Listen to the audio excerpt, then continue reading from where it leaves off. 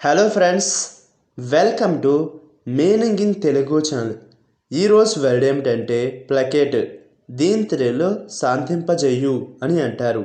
దీన్ని వెర్బ్గా యూజ్ చేసేటప్పుడు ఈ డెఫినేషన్ ఉపయోగిస్తాం. Make some one less angry అంటే తెలుగులో ఎవరికైనా కోపం తగ్గేలా చెయ్యండి. దీనికి సంబంధించిన కొన్ని ఎగ్జాంపుల్ చూద్దాం. వాటితో ఇంకా బాగా అర్థం చేసుకోవచ్చు.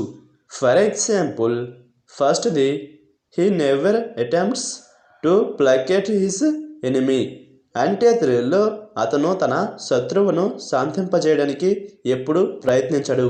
దీని next example and final example, he smiled trying to placate me. అంటే తెలుగులో అతను చిరునవ్వుతో నన్ను శాంతింపజేయడానికి ప్రయత్నిస్తున్నాడు.